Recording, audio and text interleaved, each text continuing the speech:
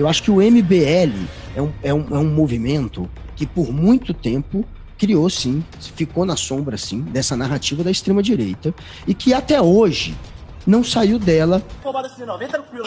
Primeiro que colocar na extrema-direita, para mim, extremismo, tanto à direita como à esquerda, significa falar sobre pautas de democracia, né? Eu acho que os extremos não concordam nem em discordar, e aí é que está o extremismo, e eu não vejo em nenhum momento MBL defendendo qualquer pauta que seja antidemocrática. Daí já afasta a definição de extrema-direita. O Fernando Holliday, que ele resolveu ter como bandeira processar empresas que têm como objetivo criar programas, trainees, voltados só para negros. Um dos pilares do liberalismo, para sua informação, senhor Guga Noblar, é o legalismo, né? E no caso do Fernando Holliday, ele está processando a Magalu por discriminar as pessoas com base na sua raça, que enquadra-se, sim, na lei de racismo, né? Ou ele vai para cima do aborto, o aborto também rende voto.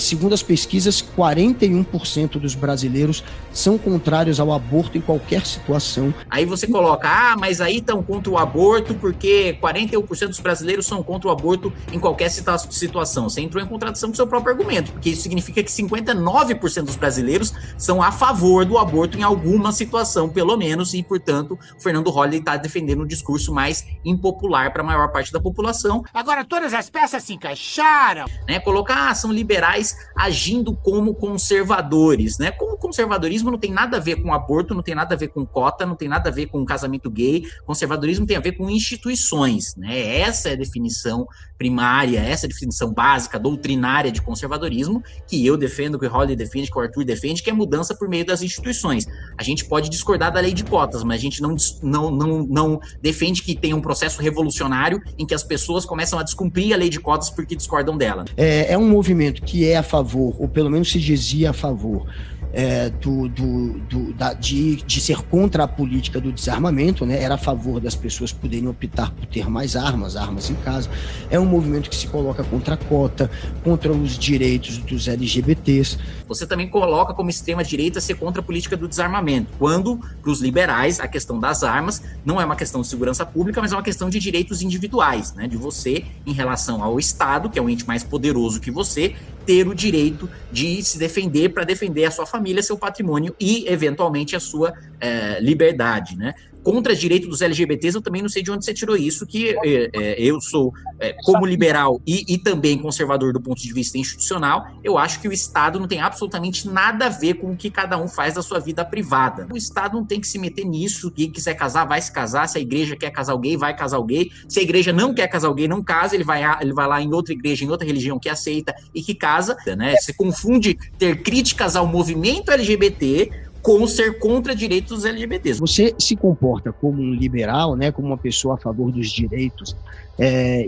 individuais só quando convém, porque na questão do aborto mesmo, né, vocês se colocam contra. A discussão sobre o aborto é uma discussão de se é ou se não é uma vida, né? E ponto final. Se é uma vida e não há comprovação de que não é, aliás, o que a maior parte das pesquisas mostram é de que né, mesmo antes do batimento do coração, você, como liberal, defende o direito à vida, e inclusive que o Estado existe para defender esse direito. De momentos onde o MBL foi extremamente reacionário, sim. O MBL foi a favor de bandeiras como, por exemplo, a questão da doutrinação ideológica.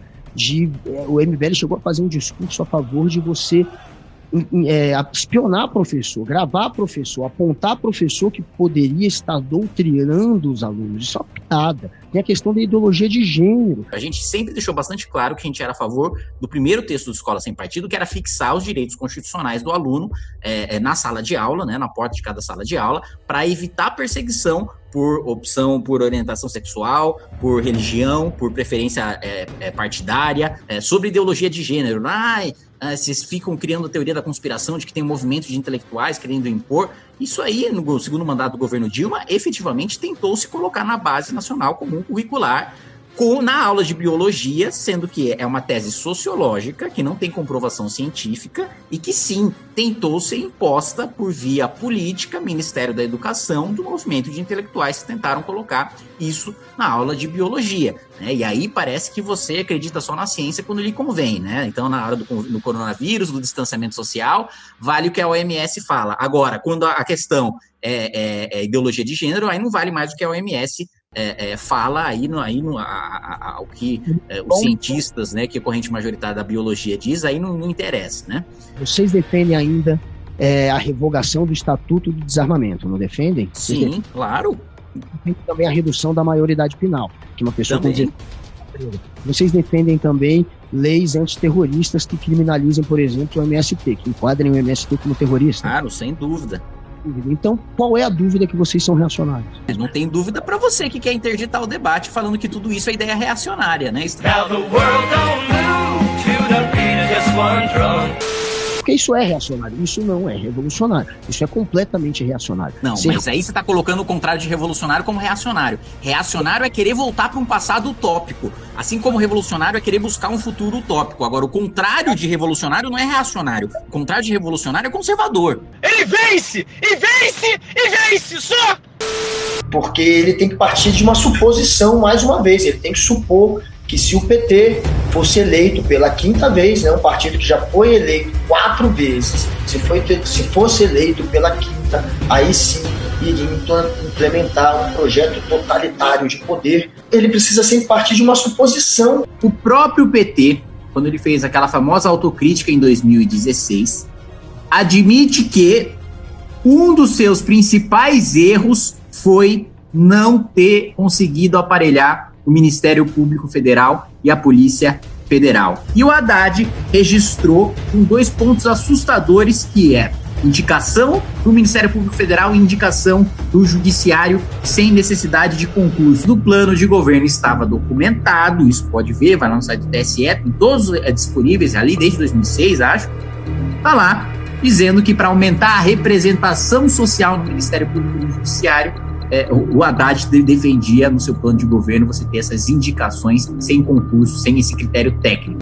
Ministério Público, Procuradoria-Geral, o próprio STF, as instituições elas se fortaleceram, elas foram fortalecidas. A gente tem uma série de políticas que foram aprovadas e que garantiram o poder de atuação, a independência necessária, isso tudo durante os governos petistas.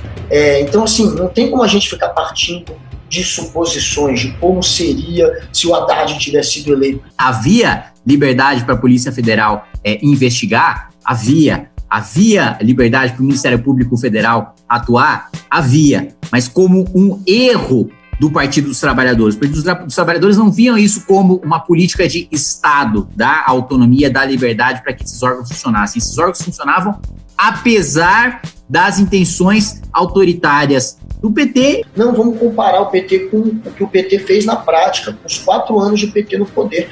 Durante 4 anos de PT, o que eles fizeram foi consolidar, foi ajudar a consolidar o nosso Estado democrático de direito, instituído pela Constituição de 88 e fortalecido ao longo desses anos, muito a partir, sim, de 2004. Não tem como falar em consolidar a democracia num partido em que financiou suas campanhas que levaram à vitória à eleição presidencial com propina, ou seja, uma distorção do sistema democrático com base em dinheiro ilícito. E o outro ponto é que, uma vez no poder, então, tanto a maneira de chegar ao poder é ilegítima, né, com dinheiro roubado, ilícito, como a maneira de se manter no poder também é ilegítima, também é ilícita e antidemocrática, que é submeter o Congresso na base da propina.